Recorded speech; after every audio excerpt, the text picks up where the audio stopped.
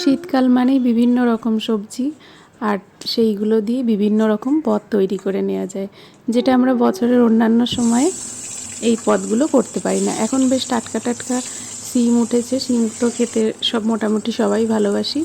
আজকে এই আলু শিম দিয়ে আমি একটা কাতলা মাছের তরকারি রান্না করে দেখাবো। প্রথমে মাছগুলো আমি নুন হলুদ দিয়ে ভালো করে মাখিয়ে ভেজে নিয়েছি। আমি মাছগুলো একটু কড়া করে ভাজতেই পছন্দ করি। মাছগুলো ভাজা হয়ে গেলে যেটুকু তেল থাকবে সেই তেলের মধ্যেই আমি বড় বড় করে কেটে রাখা আলুগুলো দিয়ে দেবো।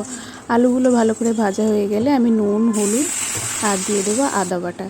এবার মশলাগুলো কষানো হয়ে গেলে গরম জল দিয়ে দিলাম। জলটা যেই ফুটে উঠবে আমি বেশটা পরিমাণে কাঁচা লঙ্কা আর শিমগুলো দিয়ে দেবো। শিমগুলো আমি গোটা গোটাই রেখেছি। তারপরে ফোড়ন দেওয়ার জন্য তরকারিটা নামিয়ে নেব। কড়াইতে সামান্য তেল দিয়ে আমি 1 চামচ মতো জিরে ভেজে তুলে রাখবো। ভেজে রাখা জিরেটা আমি বেটে নিয়েছি। এবার ওই কড়াইতেই আবার একটু তেল দিয়ে তেজপাতা আর জিরে ফোড়ন দিয়ে আমি তরকারিটা ঢেলে দেবো।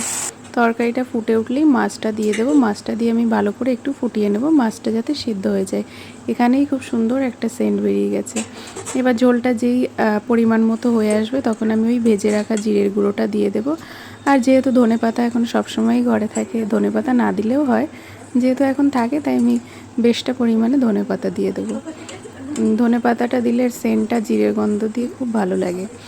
তরকারিটা হয়ে গেলে আমি নামিয়ে নেব। রান্নাটা ভীষণ সিম্পল, যদি এইভাবে করে দেখেন তাহলে অবশ্যই জানাবেন কেমন লাগলো। আর খেতে তো ভীষণ ভীষণ টেস্ট হয়েছিল।